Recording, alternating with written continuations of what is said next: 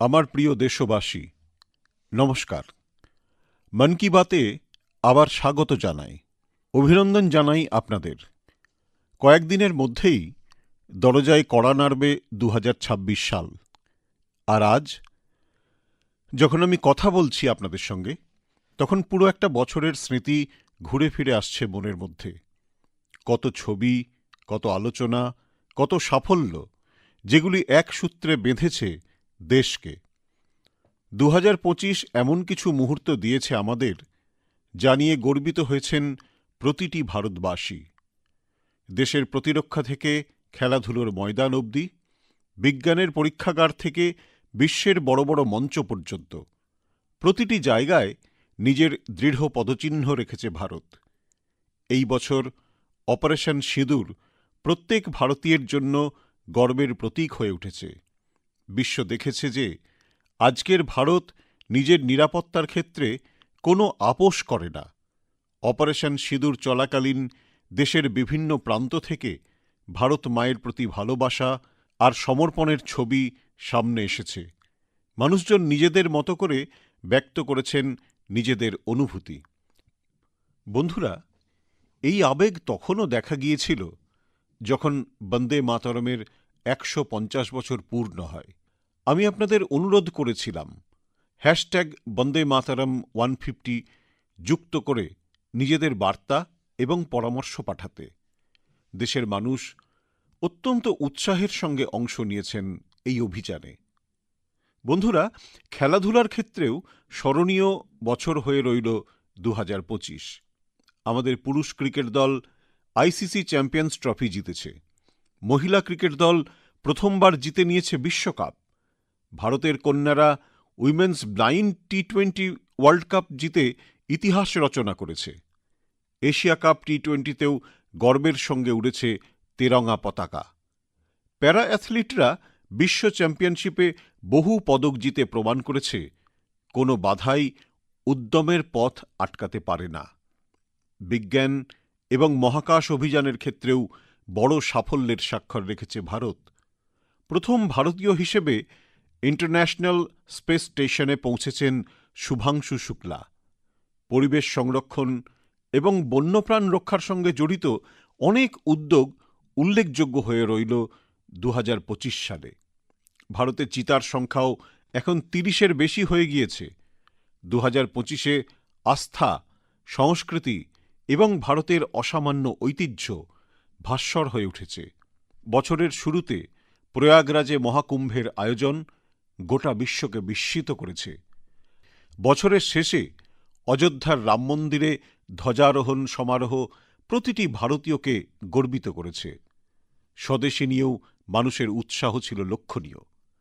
মানুষ সেই পণ্যই কিনেছেন যার সঙ্গে জুড়ে আছে কোনো ভারতীয়ের শ্রম এবং যাতে রয়েছে ভারতের মাটির সুঘ্রাণ। আজ আমরা গর্বের সঙ্গে বলতে পারি ২০২৫ সাল ভারতকে আরও বেশি আত্মবিশ্বাস দিয়েছে। এটাও সত্যি যে এই বছর প্রাকৃতিক বিপর্যয় সহ্য করতে হয়েছে আমাদের। বহু অঞ্চলে সম্মুখীন হতে হয়েছে এমন বহু বিপর্যয়ের। এখন দেশ ২০২৬ সালে নতুন আশা, নতুন শপথের সঙ্গে এগিয়ে যাওয়ার জন্য তৈরি। আমার প্রিয় দেশবাসী, আজ বিশ্ব অনেক আশা নিয়ে তাকিয়ে আছে ভারতের দিকে। ভারতের থেকে প্রত্যাশার সবথেকে বড় কারণ হচ্ছে এর যুবশক্তি। বিজ্ঞানের ক্ষেত্রে আমাদের সাফল্য, নতুন নতুন উদ্ভাবন, প্রযুক্তির বিস্তার এসব দেখে গোটা বিশ্বের নানা দেশ খুবই প্রভাবিত। বন্ধুরা, ভারতের তরুণদের মধ্যে সবসময় নতুন কিছু করার উদ্যম রয়েছে এবং তারা সচেতনও বটে। আমার তরুণ সাথীরা অনেকবার আমাকে প্রশ্ন করেন যে দেশ গঠনে নিজেদের অবদান বাড়াবেন কিভাবে? কিভাবে তাঁরা শেয়ার করতে পারেন নিজেদের আইডিয়া? অনেক সাথী প্রশ্ন করেন যে আমার সামনে কিভাবে তাঁরা নিজেদের ভাবনা পরিবেশন করতে পারবেন। আমার তরুণ সাথীদের এই জিজ্ঞাসার উত্তর হল বিকশিত ভারত ইয়াং লিডার্স ডায়ালগ। গত বছর এর প্রথম সংস্করণ অনুষ্ঠিত হয়। এবার কিছুদিন বাদে এর দ্বিতীয় সংস্করণ অনুষ্ঠিত হতে যাচ্ছে। সামনের মাসের 12 তারিখে স্বামী বিবেকানন্দের জন্মজয়ন্তী উপলক্ষে জাতীয় যুব দিবস উদযাপিত হবে। এই দিন ইয়াং লিডার্স ডায়ালগও অনুষ্ঠিত হবে, আর আমিও অবশ্যই যোগ দেব এতে। এতে আমাদের তরুণরা উদ্ভাবন, ফিটনেস, স্টার্ট আপ ও কৃষির মতো গুরুত্বপূর্ণ বিষয়ে নিজেদের আইডিয়া ভাগ করে নেবেন। আমি এই অনুষ্ঠানের বিষয়ে খুবই উৎসুক। বন্ধুরা, এটা দেখে আমার ভালো লেগেছে যে এই অনুষ্ঠানে আমাদের তরুণদের অংশগ্রহণ বাড়ছে। কিছুদিন আগেই এর সঙ্গে যুক্ত এক কুইজ প্রতিযোগিতা হয়। এতে 50 লক্ষেরও বেশি তরুণ সামিল হন। একটি প্রবন্ধ প্রতিযোগিতাও হয়, যাতে শিক্ষার্থীরা নানা বিষয়ে নিজেদের ভাবনা ভাগ করে নেয়। এই প্রতিযোগিতায় তামিলনাড়ু প্রথম স্থানে এবং উত্তরপ্রদেশ দ্বিতীয় স্থানে ছিল। বন্ধুরা, এখন দেশের মধ্যেই তরুণরা তাদের প্রতিভা প্রদর্শনের নতুন নতুন সুযোগ পাচ্ছে। এমন অনেক প্ল্যাটফর্ম তৈরি হচ্ছে যেখানে যুবরা তাদের যোগ্যতা এবং পছন্দ অনুযায়ী প্রতিভা প্রদর্শন করতে পারে। এমনই একটা প্ল্যাটফর্ম হল স্মার্ট ইন্ডিয়া হ্যাকাথন। এমন একটা মাধ্যম যেখানে ভাবনা কাজে রূপান্তরিত হয়। বন্ধুরা, স্মার্ট ইন্ডিয়া হ্যাকাথন 2025 এ মাসেই সমাপ্ত হয়েছে। এই হ্যাকাথন চলাকালীন 80টিরও বেশি সরকারি দপ্তরের 270-এরও বেশি সমস্যা নিয়ে ছাত্ররা কাজ করেছে। ছাত্ররা এমন বিষয়ে সমাধান দিয়েছিল যেগুলো বাস্তব জীবনের চ্যালেঞ্জের সঙ্গে সম্পর্কিত ছিল, যেমন ট্রাফিকের সমস্যা। এটা নিয়ে যুবরা স্মার্ট ট্রাফিক ম্যানেজমেন্ট সংক্রান্ত ভীষণ আকর্ষণীয় পার্সপেক্টিভ শেয়ার করেছে। ফিনান্সিয়াল ফ্রড এবং ডিজিটাল অ্যারেস্টের মতো সমস্যার সমাধান নিয়েও যুবরা নিজেদের ধারণা তুলে ধরেছে। গ্রামের ডিজিটাল ব্যাংকিংয়ের জন্য সাইবার সিকিউরিটি ফ্রেমওয়ার্কের মতো বিষয়ে পরামর্শ দিয়েছে। বহু তরুণ কৃষিক্ষেত্রের চ্যালেঞ্জগুলি সমাধানের চেষ্টায় মগ্ন থেকেছে। বন্ধুরা, গত 7-8 বছরে স্মার্ট ইন্ডিয়া হ্যাকাথনের 13 লাখেরও বেশি ছাত্র আর 6,000-এরও বেশি প্রতিষ্ঠান অংশ নিয়েছে। যুবরা শত শত সমস্যার যথাযথ সমাধান দিয়েছে। এই ধরনের হ্যাকাথনের আয়োজন বিভিন্ন সময়েই করা হয়ে থাকে। আমার যুব বন্ধুদের কাছে অনুরোধ, তারা যেন এই হ্যাকাথনে অবশ্যই অংশগ্রহণ করে। বন্ধুরা, এখন জীবন প্রযুক্তি চালিত হয়ে উঠছে এবং যে পরিবর্তন আসতে বহু যুগ কেটে যেত, সেই পরিবর্তন আমরা কয়েক বছরে হতে দেখছি। কখনো কখনো তো কিছু মানুষ উদ্বেগও প্রকাশ করেন যে রোবট না মানুষের জায়গা নিয়ে নেয়। এমন পরিবর্তনশীল সময়ে মানব উন্নয়নের জন্য নিজেদের শিকড়ের সঙ্গে জুড়ে থাকা খুব গুরুত্বপূর্ণ। এটা দেখে আমার ভীষণ আনন্দ হয় যে আমাদের পরবর্তী প্রজন্ম আমাদের সংস্কৃতির যে ভিত্তি তাকে ভালোভাবে ধরে রেখেছেন, নতুন নতুন উপায়ে, নতুন নতুন চিন্তাভাবনার সঙ্গে। বন্ধুরা, আপনারা ইন্ডিয়ান ইনস্টিটিউট অফ সায়েন্সের নাম তো অবশ্যই শুনেছেন। গবেষণা এবং উদ্ভাবনী এই প্রতিষ্ঠানের পরিচয়। কয়েক বছর আগে সেখানকার কিছু ছাত্র অনুভব করেছিল যে পড়াশোনা এবং গবেষণার মাঝে সঙ্গীতের জন্যও একটা পরিসর প্রয়োজন। ব্যাস, সেখান থেকেই একটা ছোট্ট মিউজিক ক্লাস শুরু হলো। না কোনো বড় মঞ্চ, না বড় বাজেট। ধীরে ধীরে সেই প্রচেষ্টা বৃদ্ধি পেল, আর এখন একে আমরা গীতাঞ্জলি আইআইএসসি নামে চিনি। এখন এটা শুধুমাত্র ক্লাস নয়, ক্যাম্পাসের সাংস্কৃতিক কেন্দ্র। এখানে হিন্দুস্থানি শাস্ত্রীয় সঙ্গীত রয়েছে, লোকসংস্কৃতির ঐতিহ্য রয়েছে, ধ্রুপদী শিল্পকলা রয়েছে। ছাত্ররা এখানে একসঙ্গে বসে অনুশীলন করেন, অধ্যাপকরাও সঙ্গে বসেন, তাদের পরিবারও সঙ্গে যুক্ত হয়। এখন 200-রও বেশি মানুষ এর সঙ্গে যুক্ত। আর সবথেকে উল্লেখযোগ্য ব্যাপার হল, যারা বিদেশে চলে গেছেন তারাও অনলাইনে যুক্ত থেকে এই গ্রুপের রাশ ধরে আছেন। বন্ধুরা, নিজেদের শিকড়ের সঙ্গে জুড়ে থাকার এই প্রচেষ্টা শুধু ভারতবর্ষের মধ্যে সীমাবদ্ধ নয়। পৃথিবীর ভিন্ন ভিন্ন প্রান্ত এবং সেখানে বসবাসকারী সকল ভারতীয়রাও গুরুত্বপূর্ণ ভূমিকা পালন করছেন। আরেকটি উদাহরণ যা আমাদের দেশের বাইরে, তা হল দুবাই। ওখানে বসবাস করা কন্নড় পরিবারের লোকেরা নিজেদের একটি জরুরি প্রশ্ন করেছেন। আমাদের উত্তরসূরিরা টেক ওয়ার্ল্ডে এগিয়ে চলেছে ঠিকই, কিন্তু তারা তাদের নিজেদের ভাষার থেকে দূরে সরে যাচ্ছে না তো? এখান থেকেই জন্ম নেয় কন্নড় পাঠশালা। এটি একটি এমন প্রচেষ্টা যেখানে ছোট ছোট ছেলেমেয়েদের কন্নড় ভাষা পড়া, লেখা এবং এই ভাষায় কথা বলা শেখানো শুরু হয়। এখন এই প্রচেষ্টার সঙ্গে হাজারেরও বেশি শিশুরা যুক্ত রয়েছে। সত্যি, কন্নড়া নাডু নুডি নম্মা হেম্মে। কন্নড় ভূমি এবং ভাষা আমাদের গর্ব। বন্ধুরা, একটা পুরনো কথা আছে, ইচ্ছে থাকলেই উপায় হয়। এই কথাটি আবার সত্যি করে দেখিয়েছেন মণিপুরের এক যুবক, মৈরাংথেম শেঠজি। ওর বয়স 40-এর থেকেও কম। শ্রী মৈরাংথেমজি মণিপুরের যে প্রত্যন্ত অঞ্চলে থাকতেন, ওখানে বিদ্যুতের খুব সমস্যা ছিল। এই কঠিন পরিস্থিতির সঙ্গে মোকাবিলা করার জন্য উনি স্থানীয় সমাধানের উপর জোর দিলেন এবং সৌরশক্তির মাধ্যমে সমাধান খুঁজে পেলেন। আমাদের মণিপুরে এমনিতেও সৌরশক্তি উৎপাদন করা সহজ, তাই মৈরাংথেমজি সোলার প্যানেল বসানোর অভিযান চালালেন এবং এই অভিযানের জন্য আজ ওর অঞ্চলের অনেক পরিবারে সৌরশক্তি পৌঁছে গেছে। সবচেয়ে উল্লেখযোগ্য বিষয় হল উনি স্বাস্থ্য পরিষেবা এবং কর্মসংস্থানের ক্ষেত্রেও সৌরশক্তির ব্যবহার করেছেন।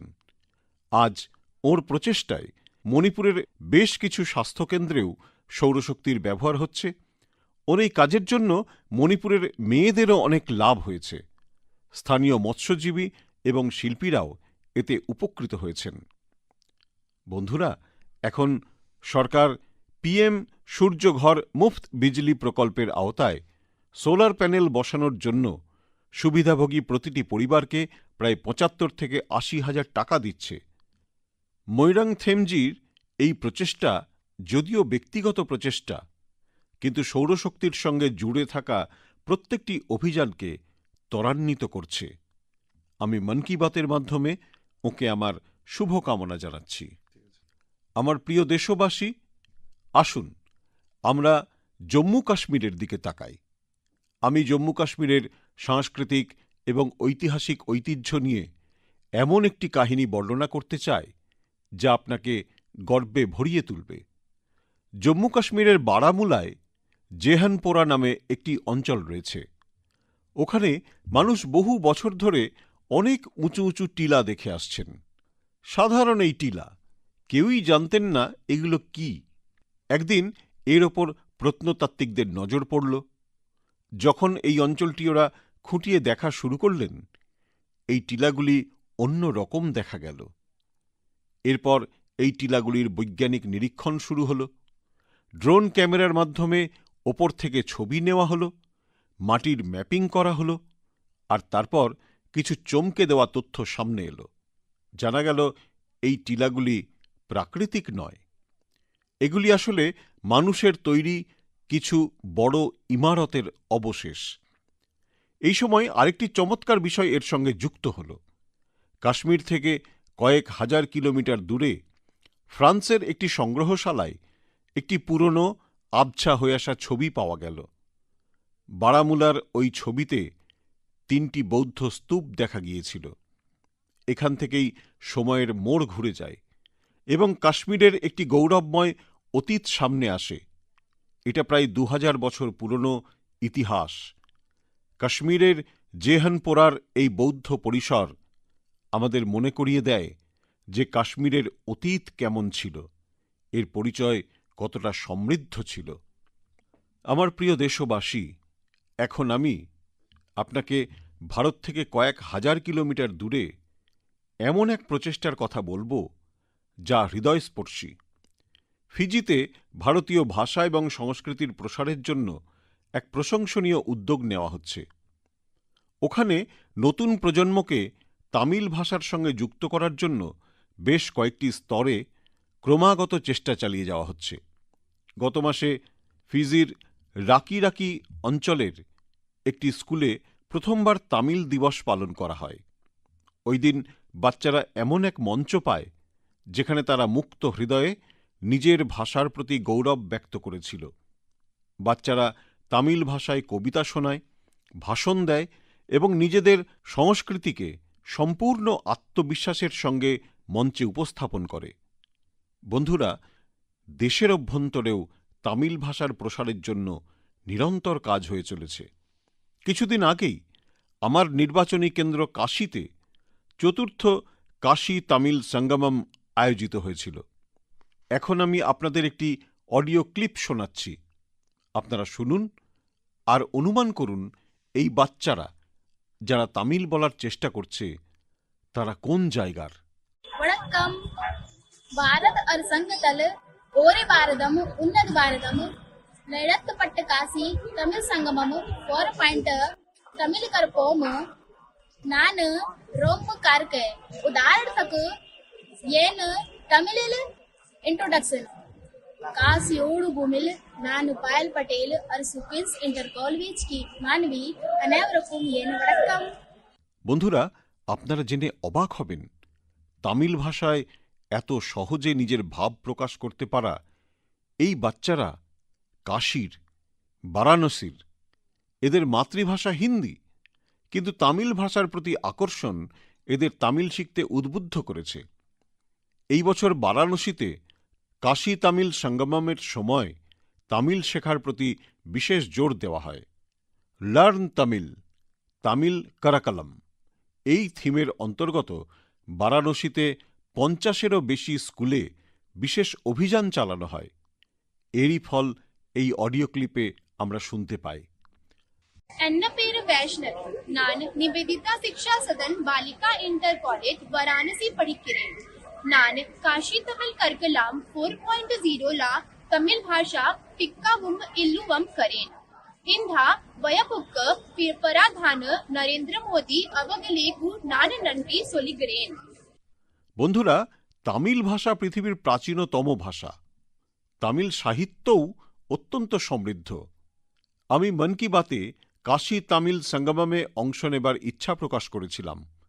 আমার ভালো লাগছে যে আজ দেশের অন্যান্য প্রান্তেও বাচ্চা এবং যুবাদের মধ্যে তামিল ভাষার প্রতি নতুন করে আগ্রহ সৃষ্টি হচ্ছে। এটাই ভাষার শক্তি, এটাই ভারতের একতা। বন্ধুরা, আগামী মাসে আমরা দেশের ৭৭তম সাধারণতন্ত্র দিবস উদযাপন করব। যখনই এরকম অবসর আসে তখনই আমাদের মন স্বাধীনতা সংগ্রামী এবং সংবিধান প্রণেতাদের প্রতি কৃতজ্ঞতায় ভরে ওঠে। আমাদের দেশ স্বাধীনতার জন্য দীর্ঘ সংগ্রাম করেছে। স্বাধীনতার আন্দোলনে দেশের প্রতিটি প্রান্তের মানুষ নিজেদের অবদান রেখেছে, কিন্তু এটা দুর্ভাগ্যজনক যে স্বাধীনতার অনেক বীর বীরাঙ্গনারা সেই সম্মান পাননি যা তাদের পাওয়া উচিত ছিল। এইরকমই একজন স্বাধীনতা সংগ্রামী হলেন ওড়িশার পার্বতী গিরি। জানুয়ারি 2026-এ তাঁর জন্ম শতবর্ষ পালিত হবে। তিনি 16 বছর বয়সে ভারত ছোড়ো আন্দোলনে অংশগ্রহণ করেন। বন্ধুরা, স্বাধীনতার আন্দোলনের পর পার্বতী গিরিজি নিজের জীবন সমাজসেবা ও জনজাতীয় কল্যাণে সমর্পণ করেন। তিনি বেশ কয়েকটি অনাথ আশ্রমের প্রতিষ্ঠাও করেন। ওর প্রেরণামূলক জীবন প্রত্যেক প্রজন্মকে পথ দেখাবে। মু পার্বতী গিরিজিকু শ্রদ্ধাঞ্জলি অর্পণ করুছি। আমি পার্বতী গিরিজিকে শ্রদ্ধাঞ্জলি অর্পণ করছি। বন্ধুরা, এটা আমাদের দায়িত্ব যে আমরা যেন নিজেদের ঐতিহ্যকে না ভুলি। আমরা স্বাধীনতা প্রদানকারী বীর এবং বীরাঙ্গনাদের মহান গাথাকে আগামী প্রজন্মের কাছে পৌঁছাব। আপনাদের মনে থাকবে, যখন আমাদের স্বাধীনতার ৭৫তম বছর হয়েছিল তখন সরকার একটি বিশেষ ওয়েবসাইট তৈরি করেছিল, যার মধ্যে একটি বিভাগ আনসাং হিরোজদের প্রতি সমর্পিত ছিল। আজও এই ওয়েবসাইট ভিজিট করে আপনারা সেই সমস্ত মনীষীদের সম্পর্কে জানতে পারেন দেশকে স্বাধীন করার ক্ষেত্রে যাঁদের মস্ত বড় ভূমিকা ছিল। আমার প্রিয় দেশবাসী, মন কি বাতের মাধ্যমে আমাদের সমাজ কল্যাণের সঙ্গে জড়িত গুরুত্বপূর্ণ বিষয়গুলি নিয়ে আলোচনার খুব ভালো সুযোগ হয়। আজ আমি এমন এক বিষয় নিয়ে কথা বলবো যা আমাদের সকলের উদ্বেগের কারণ।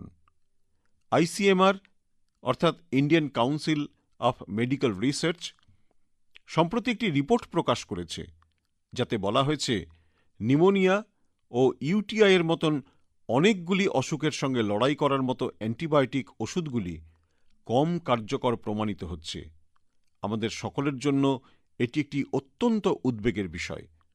রিপোর্ট বলছে এর একটা বড় কারণ হল না ভেবেচিন্তে মানুষের অ্যান্টিবায়োটিক ওষুধ খাওয়া। অ্যান্টিবায়োটিক সেই ওষুধ নয় যাকে যখন ইচ্ছে খাওয়া যায়। শুধুমাত্র ডাক্তারের পরামর্শেই এর ব্যবহার করা উচিত। আজকাল লোকেরা মনে করে ব্যাস একটা গুলি খেয়ে নিলেই সব কষ্ট সেরে যাবে।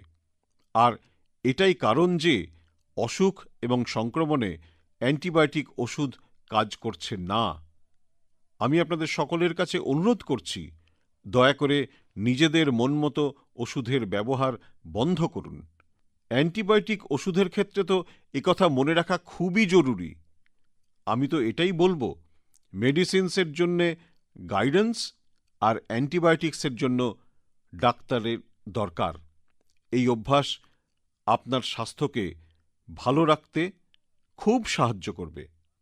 আমার প্রিয় দেশবাসী, আমাদের পরম্পরাগত শিল্পগুলি সমাজকে সবল করার পাশাপাশি মানুষের আর্থিক বিকাশেরও বড় মাধ্যম হয়ে উঠছে।